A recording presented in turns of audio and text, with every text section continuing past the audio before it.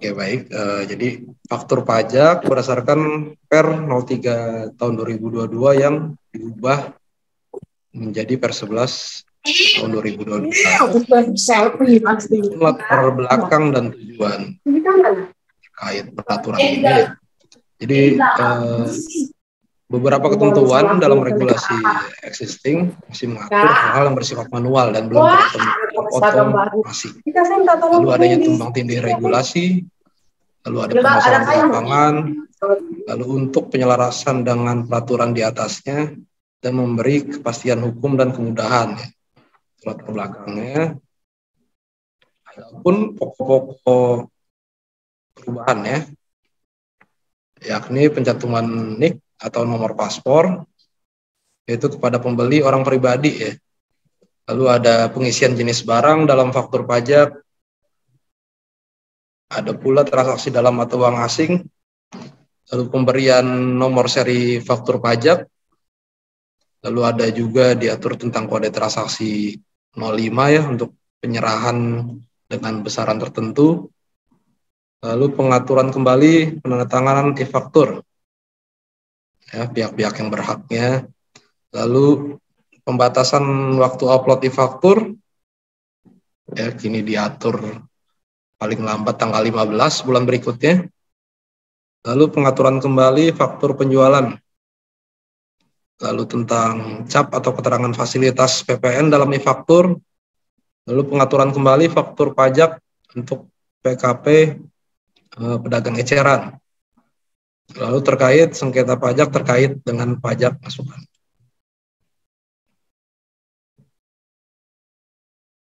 Ya, ketentuan yang dihapus yakni pengadaan faktur pajak, lalu faktur pajak tidak lengkap karena nomor seri ganda, lalu pengembalian nomor seri faktur pajak ya, jadi kayak misalnya tahun kemarin, tahun 2022 ada yang sisa, kalau dulu kan kita kembalikan ya ke KPP, kalau sekarang tidak perlu.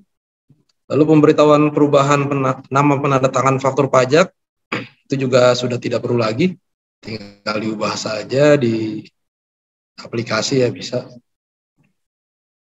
Lalu ada permintaan kopi faktur pajak dalam hal faktur pajak hilang, itu juga sudah tidak ada. Lalu cetak ulang e-faktur yang rusak atau hilang, itu juga sudah tidak ada. Lalu kriteria PKP pedagang eceran dari sisi penjual itu disesuaikan juga. Lalu pengajuan kode aktivasi dan password pertama kali. Lalu pengajuan dan pemberian sertifikat elektronik. Permintaan cetak ulang surat pemberian nomor seri faktur pajak. Lalu kode dan nomor seri faktur pajak VAT refund. Lalu ada PKP wajib e-faktur. Dan rincian media elektronik penyimpanan data faktur pajak PKP pedagang eceran.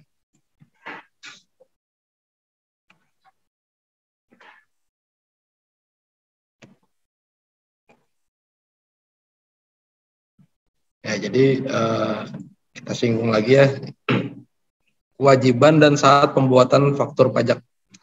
Ya, jadi PKP ini wajib membuat faktur pajak untuk setiap penyerahan barang kena pajak atau jasa kena pajak, ekspor barang kena pajak berwujud ataupun tidak berwujud, dan ekspor jasa kena pajak. Nah, faktur pajak ini harus dibuat pada saat mana yang lebih dulu gitu ya. Jadi mana yang lebih dulu terjadinya hal-hal yang seperti tadi. Ya, jadi apakah penyerahannya lebih dulu ataukah uang yang diterima lebih dulu? Nah, itu sudah harus wajib membuat faktur pajak.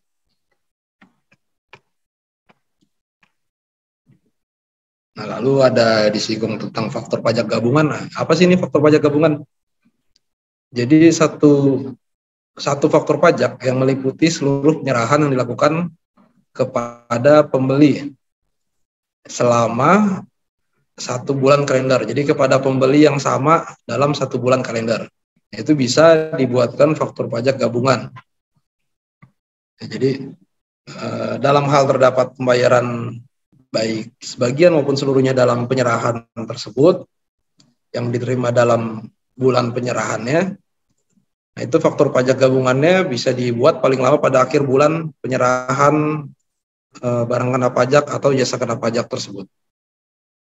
Lalu dalam hal PKP melakukan penyerahan BKP atau JKP yang wajib dibuat faktur pajak dengan menggunakan lebih dari satu kode transaksi, itu PKP dapat membuat faktur pajak gabungan atas penyerahan dengan kode transaksi yang sama. Jadi jika kode transaksinya sama, itu bisa digabungkan tuh, walaupun sebenarnya terjadi beberapa kali dalam suatu bulan. Adapun pengecualiannya itu faktur pajak gabungan tidak dapat dibuat atas penyerahan BKP atau JKP mendapat fasilitas PPN tidak dipungut sesuai dengan ketentuan yang mengatur mengenai penyerahan BKP dan atau JKP ke dan atau dari kawasan tertentu atau tempat tertentu. Nah, ini contohnya ya.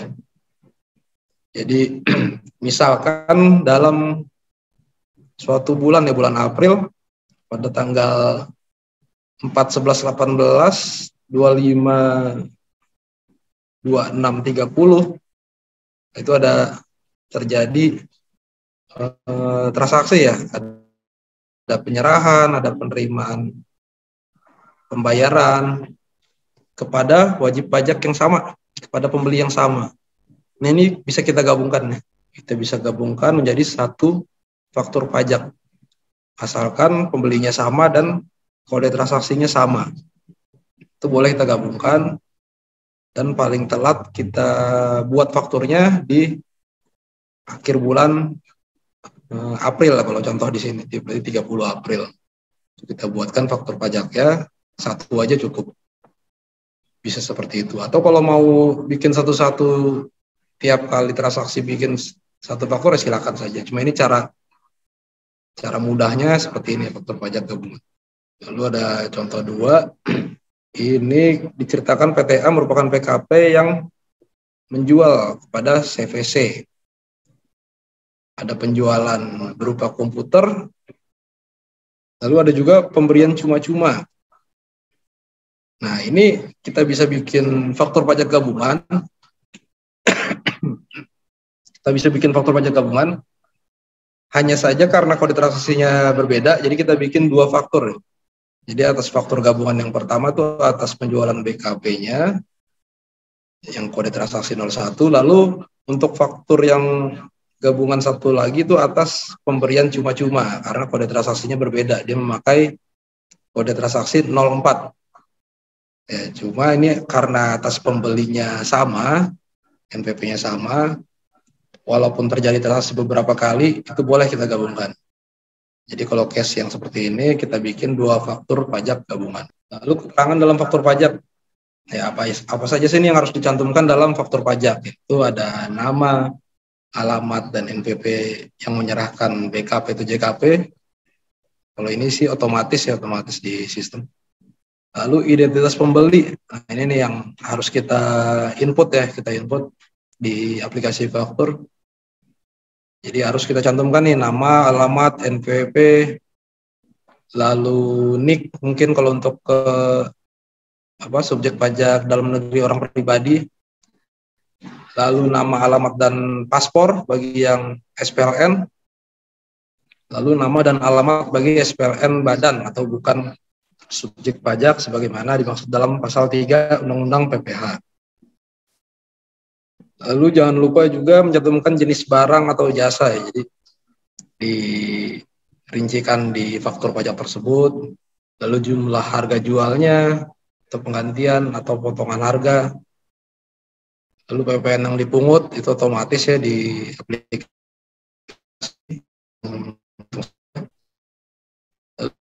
Kode, nomor seri, dan tanggal pembuatan faktur pajak.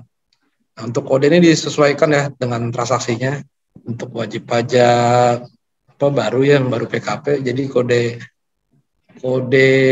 untuk faktur ini ada 9, jadi ada banyak nomornya. Yang paling sering kita gunakan tuh 3 ya, ada kode 01, 02, 03. Kalau untuk kita jual ke swasta itu pakai 01. Lalu 02 itu untuk yang ke instansi pemerintah. Yang dipungut instansi pemerintah itu memakai kode 02. Lalu untuk kode 03 itu yang dipungut selain instansi pemerintah itu misalnya kayak BUMN atau BUMD pakai yang ketiga. Lalu yang terakhir itu keterangan dalam faktur pajak adalah nama dan tanda tangan yang berhak menandatangani faktur pajak. Ya, biasanya direktur ya. Direktur atau kalau untuk wajib untuk PKP cabang mungkin kepala unit ya, kepala unit cabang. Lalu cara pengisian keterangan dalam faktur pajak itu identitas PKP penjual itu wajib diisi sesuai dengan nama, alamat, dan NPWP yang tercantum dalam surat pengukuhan PKP-nya. Lalu identitas pembeli, ya ini harus sesuai juga dengan identitas yang sesungguhnya.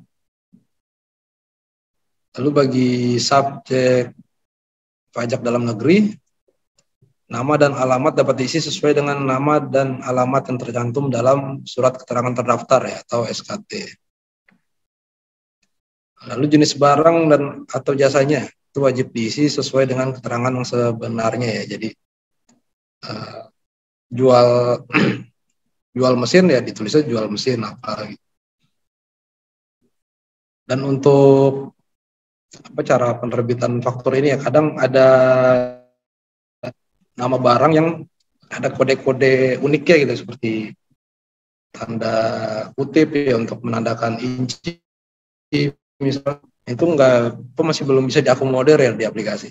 Jadi untuk tanda-tanda baca tertentu itu lebih baik dihilangkan saja biar nggak error saat penerbitan fakturnya.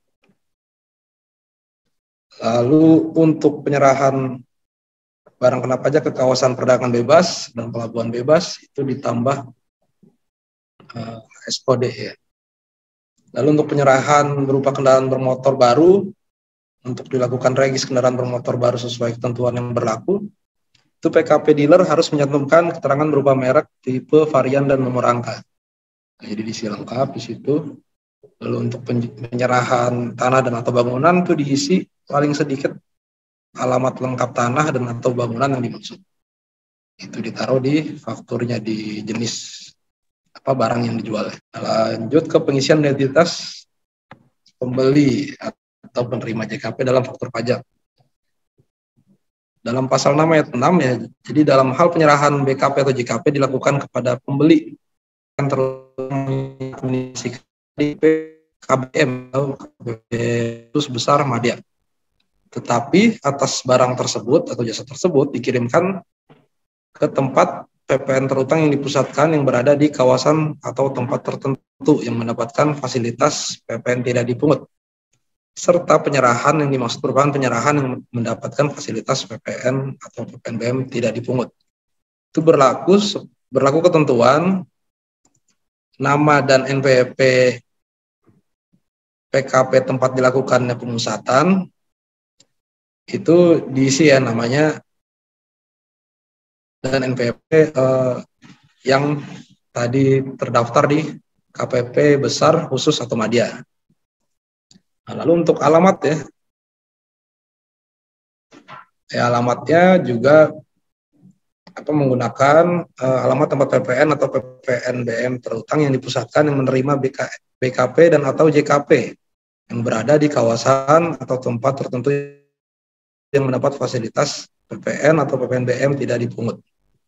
Nah, adapun tempat atau kawasan tertentu yang mendapat fasilitas PPN tidak dipungut yaitu tempat atau kawasan tertentu sebagaimana diatur dalam ketentuan mengenai tempat penimbunan berikat, lalu ketentuan mengenai penyelenggaraan kawasan ekonomi khusus, dan ketentuan lain yang sejenis yang mengatur mengenai kegiatan di kawasan atau tempat tertentu di dalam daerah pabean yang mendapat fasilitas PPN tidak dipungut. Ya, ini tata cara pengisian keterangan dalam faktur pajak. Jadi dasar pengenaan pajak yaitu merupakan nilai pada jumlah harga jual, penggantian uang muka atau termin dikurangi dengan potongan harga dan uang muka yang telah diterima jika cashnya dibayar menggunakan termin. Lalu DPP yang berupa nilai lain Lalu ada juga nilai tertentu sesuai dengan ketentuan peraturan perundang-undangan di bidang perpajakan. Lalu PPN yang dipungut tadi sudah dijelaskan juga ya oleh Mas Yaki, yaitu tarif PPN-nya dikali dasar pengenaan pajak. Atau kalau besaran tertentu PPN yang dipungut berdasarkan pasal 9A ayat 1 Undang-Undang PPN. Lalu terkait kode dan nomor seri faktur pajak, total ada 16 digit ya, di mana 2 digit itu merupakan kode transaksi, 1 digit merupakan kode status, dan 13-nya lagi adalah nomor seri faktur pajak. Nomor seri faktur pajak ini juga diminta di website Innova ya, itu bisa 7 kali 24 jam ya, bisa minta kapan saja, mintanya di website Innova. Lalu nama dan penandatangan faktur pajak, itu nama diisi sesuai KTP atau paspor yang berlaku dan telah didaftarkan sebagai penandatangan faktur pajak pada aplikasi e-faktur. Jadi tadi tinggal diubah saja di situ ya, kalau misalnya ada penambahan atau ada yang diganti, itu diubah saja di aplikasi e-faktur. Lalu PKP dapat menunjuk lebih dari 1 pejabat atau pegawai yang menandatangani e-faktur. Ya, kalau lebih dari 1 silakan saja tinggal ditambah. Tanda tangan berupa tanda tangan elektronik, jadi nggak ada lagi ngasih spesimen tanda tangan ke KPP, itu sudah tidak perlu lagi. Nah, ini contoh ya, contoh pengisian DPP dan PPN dalam faktur pajak.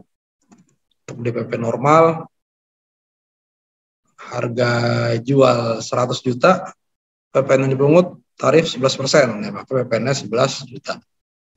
Lalu untuk DPP nilai lain,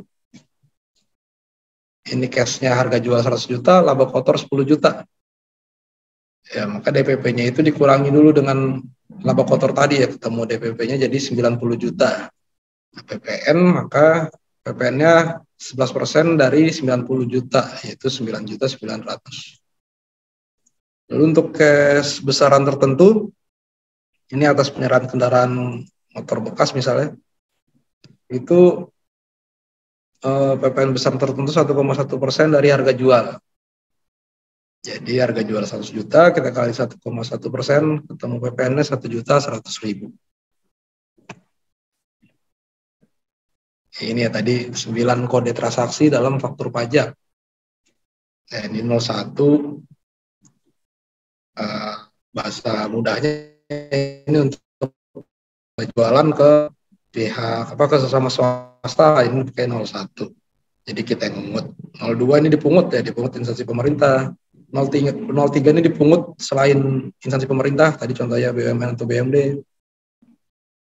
04 untuk penyerahan yang menggunakan nilai lain. Lalu 05 untuk yang dipungut dengan besaran tertentu.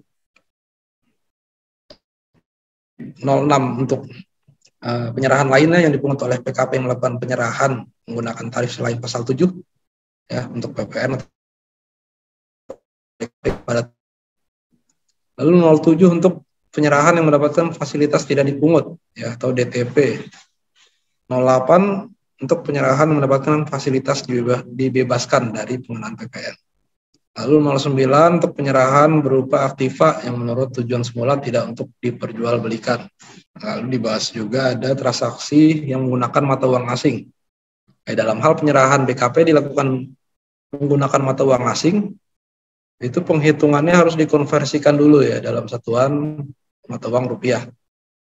Kursnya ditetapkan dalam KMK yang berlaku pada saat faktur pajak seharusnya dibuat ya. Adapun untuk faktur pajak pengganti, kurs yang digunakan itu mengikuti KMK yang berlaku saat faktur pajak yang diganti pertama kali seharusnya dibuat. Bentuk faktur pajak dan aplikasinya, jadi faktur pajak ini berbentuk elektronik, dibuat menggunakan aplikasi atau sistem yang disediakan, lalu dicantumkan tanda tangan elektronik ya, jadi berupa barcode ya. Nah, ini contoh faktur pajak ya. Jadi di sini nggak perlu di tanda tangan lagi ya, nggak perlu kita tanda tangan lagi. Selama faktur pajak itu sudah ada barcode ya, itu sudah dianggap sah ya, sudah dianggap sah. Sertifikat elektronik dan aktivasi akun PKP. Jadi syarat PKP dapat membuat e-faktur ya, ini PKP baru nih, mungkin ada dari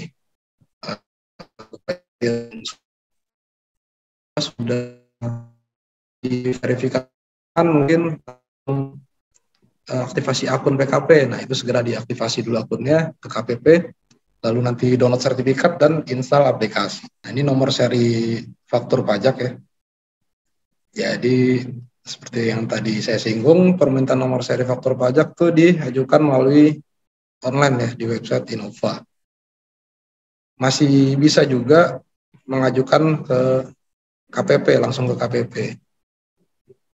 Cuma lebih simpel ya lewat website Innova karena bisa kapan saja, di mana saja. Syarat pemberian nomor seri itu tentunya sudah aktivasi akun PKP, memiliki kode aktivasi dan password, dan telah melaporkan SPT masa PPN. Ya, jadi sudah rutin menjalani kewajibannya, itu bisa minta nomor seri. Kalau misalnya kadang kan ada muncul nih error saat minta nomor seri, ini belum melaporkan masa sekian, nah itu udah harus dilaporkan dulu. Lalu ketentuan penggunaan nomor seri ini, nomor seri faktur pajak digunakan untuk pembuatan faktur pajak paling cepat mulai tanggal surat pemberian nomor serinya. Jadi misal kita minta nomor seri tanggal 11 Januari, maka kita bisa menerbitkan faktur pajak paling cepat atas tanggal 11. Nggak bisa mundur ke tanggal 1 gitu. Jadi tergantung kapan kita minta nomornya. Lalu minta nomor ini paling banyak 75 nomor ya. 75 nomor sekali minta. Jadi kalau ada kebutuhan lebih dari 75 nomor, ya silakan diminta berkali-kali aja nggak apa-apa. Lalu paling banyak 120% dari jumlah faktur pajak yang dibuat dan dilaporkan dalam SPT masa PPN 3 masa pajak sebelumnya. Ya, jadi di sistem juga ngelihat historisnya nih. Sebelumnya udah nerbitin berapa sih? Nah, jadi kalau pengen minta lebih dari 75, ya sebelumnya historisnya udah menggunakan berapa nomor gitu. Baru nanti bisa lebih dikasih lebih gitu. Lalu jumlah tertentu bagi PKP yang baru dikukuhkan. Nah, jadi kalau untuk yang baru PKP, ya minta dikit aja nggak apa-apa, misalnya 10, nanti kurang tinggal minta lagi, karena minta bisa kapan saja, di mana saja. Tadi udah disinggung juga oleh Mas Yaki, batas waktu upload di faktur itu tanggal 15 bulan berikutnya. Jadi kalau ada yang nerbitin sekarang ya bulan Januari, itu paling telat diupload tanggal 15. Itu. Nah, ini contoh kasus batas waktu upload di faktur ya. Jadi PTH merupakan PKP yang melakukan penjualan tanggal 11 April, lalu membuat e-faktur pada tanggal 11 April juga. Ya, namun e-faktur tersebut baru di-upload tanggal 14 Mei. Nah, kalau untuk case seperti ini, atas faktur tersebut masih bisa sukses terupload, approval sukses, karena batas untuk penguploadannya paling telat tanggal 15 Mei. Ya, tanggal 15 bulan berikutnya. Nah, untuk case berikutnya nih, penjualan tanggal 18 April dibuat, ya faktur juga 18 April. Cuma di-uploadnya tanggal 16 Mei. Nah, itu akan muncul notifikasi reject ya, karena sudah lewat tanggal 15. Jadi pastikan saja kalau memang atas transaksinya sudah yakin benar, setelah dibuat langsung saja di-upload sampai statusnya approval sukses. Jangan nunggu nanti-nanti. Lanjut ke faktor penjualan sebagai e-faktur ya. Faktur penjualan atau invoice yang diterbitkan oleh PKP itu termasuk dalam pengertian e-faktur sepanjang dicantumkan keterangan sebagaimana dimaksud dalam pasal 5. Lalu diunggah atau upload dengan menggunakan aplikasi e-faktur host to host dan memperoleh persetujuan dari DJP. Paling lambat tanggal 15 bulan berikutnya. Lalu untuk yang menggunakan cap atau keterangan fasilitas PPN, harus diberikan keterangan melalui aplikasi faktur mengenai PPN yang tidak dipungut atau dibebaskan atau ditanggung pemerintah dan peraturan perundang-undangan di bidang perpajakan yang mendasarinya. Jadi saat nerbitin faktur, misalkan 07 atau 08, itu ada pilihan tuh bisa dicantumkan di situ. Apa dipilih terkait apa. Misalnya ditanggung pemerintah itu dipilih di situ. Lalu nomor invoice-nya juga ditaruh di keterangannya. Lalu tata cara pembetulan atau penggantian faktur pajak. Jika kita salah dalam pengisian atau penulisan sehingga tidak memuat keterangan yang benar, lengkap, dan jelas, yaitu kita faktur pajak pengganti ya, atau dibetulkan. Nah ini selama faktur pajak tersebut masih dapat disampaikan atau dilakukan pembetulan itu boleh-boleh saja. Lalu nomor 1 faktur pajak pengganti itu sama dengan nomor seri faktur pajak yang diganti. Hanya saja kode statusnya menjadi ada 1 berubah aja. Sebelumnya misalkan 010 nanti jadi 011. Tanggal fakturnya mengikuti kapan tanggal faktur pajak pengganti yang dibuat. Jadi tetap menginduk ke faktur pajak normal, namun tanggalnya akan menjadi tanggal kapan faktur pajak pengganti itu dibuat. Nah, jadi yang diubah itu pun hanya detail transaksinya saja paling. Kalau untuk nomor NPWP, misalnya salah input nomor NPWP pembeli, itu nggak bisa. Belum diakomodir untuk dilakukan penggantian.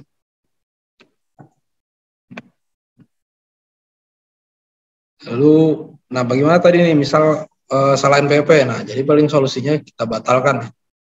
Dibatalkan faktur pajaknya, lalu bikin baru, paling seperti itu. Jadi untuk tata cara pembatalan faktur pajak, ini boleh dibatalkan selama masih dapat disampaikan atau dilakukan pembetulan ya. Ini maksud klausul ini selama belum dilakukan pemeriksaan maksudnya. Lalu didukung dengan bukti atau dokumen yang membuktikan bahwa telah terjadi pembatalan transaksi tersebut. Jadi nanti atas faktur pajak tersebut dia di saat laporan di web e-faktur ya itu tetap akan muncul namanya hanya saja nilainya 0.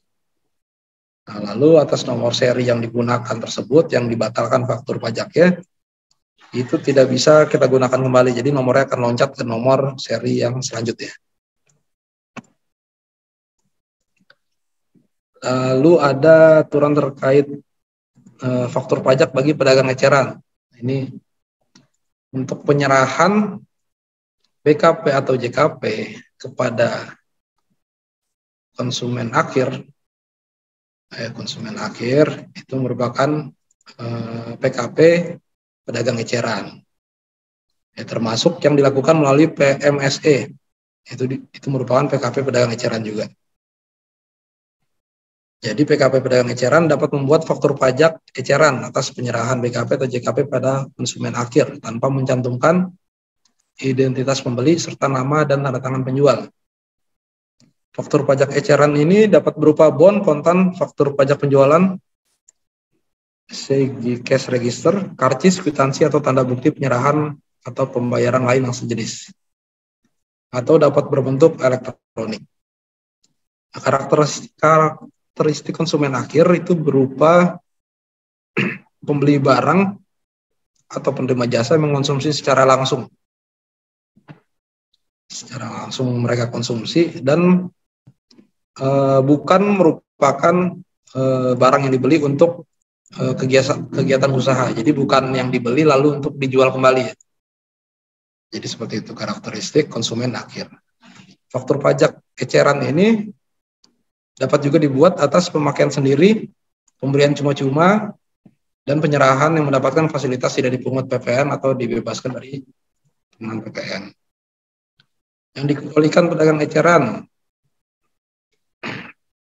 yaitu salah satunya angkutan darat, penyerahan dan penyewaan angkutan darat, angkutan air, atau penjualan rumah ya, tanah dan bangunan, itu dikecualikan pedagang eceran.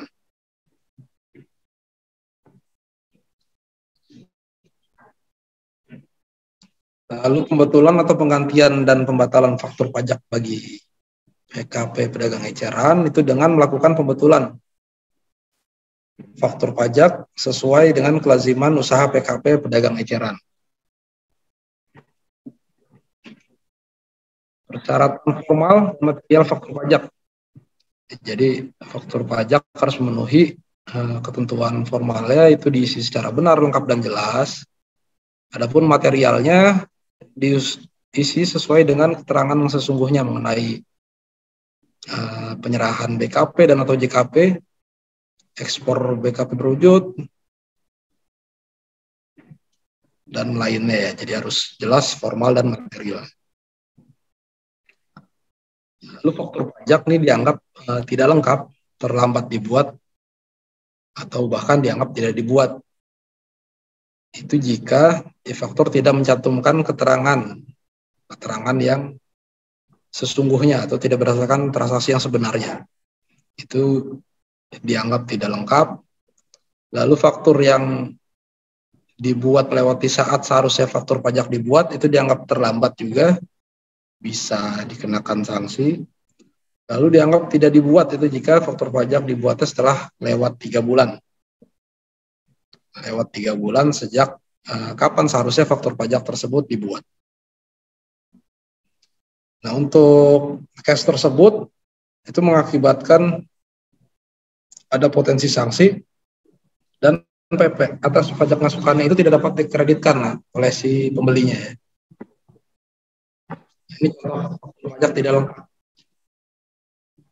Ya, jadi ada case suatu perusahaan menjual ke orang pribadi ya, menjual sepatu ke orang pribadi, hanya saja tidak mencantumkan identitas pembeli. Identitas pembeli untuk orang pribadi minimal NIK-nya ya, NPWP atau NIK. Nah, ini dianggap tidak lengkap karena tidak mencantumkan NIK-nya. Lalu untuk contoh berikutnya, atas jualan sepatu dengan mencantumkan kode transaksi 04 pada isian kode nomor seri faktur pajak, ini PTI membuat faktur pajak yang diisi secara tidak lengkap karena faktur pajak berisi keterangan yang tidak sesuai. Jadi kalau atas transaksi tersebut merupakan kode yang seharusnya 01 ya, atas transaksi yang normal, itu jangan salah pilih kode transaksi. Kalau dipilih salah kode transaksi seperti ini, contohnya menggunakan kode 04, maka dianggap tidak lengkap. Lalu contoh yang selanjutnya, tidak mengisi alamat, itu dianggap tidak lengkap juga. Ini kalau contoh yang terlambat dibuat. Nah, jadi untuk transaksi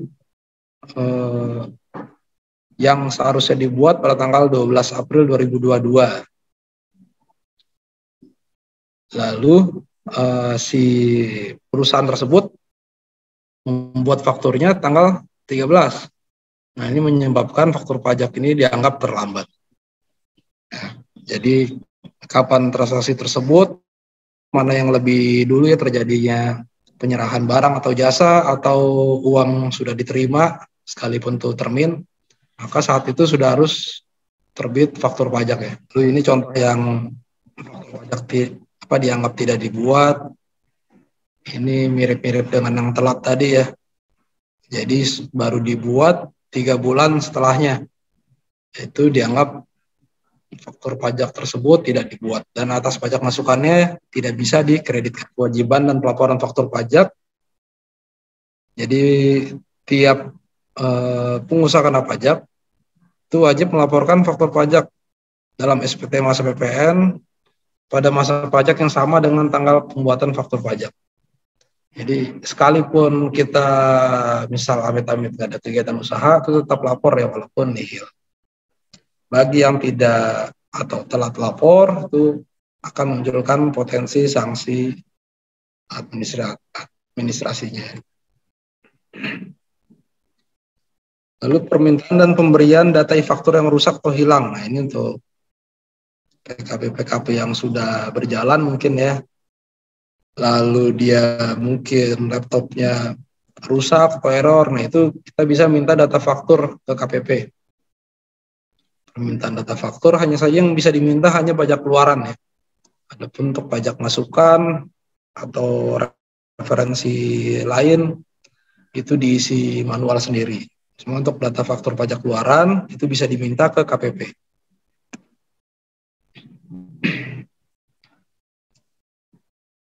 Oke, next aja nih. Lalu ada ketentuan peralihan. Pajak masukan yang dapat dikreditkan itu mencantumkan alamat pembeli yang berbeda dengan alamat yang tercantum dalam SPPKP pembeli sepanjang alamat yang dimaksud merupakan alamat yang sebenarnya atau sesungguhnya ini diperbolehkan. Lalu dibuat sebelum implementasi aplikasi e-faktur dan menggunakan nomor seri faktur pajak selain yang diberikan oleh DJP. Lalu dibuat sebelum implementasi aplikasi faktur dan menggunakan nomor seri ganda. Lalu dibuat sebelum implementasi aplikasi faktur dan tanggal pembuatannya mendahului tanggal surat pemberian nomor seri. Lalu ditandatangani oleh PKP orang pribadi atau pejabat yang berhak menandatangani faktur pajak atau e-faktur, tetapi tidak diberitahukan oleh atau terlambat diberitahukan KPP.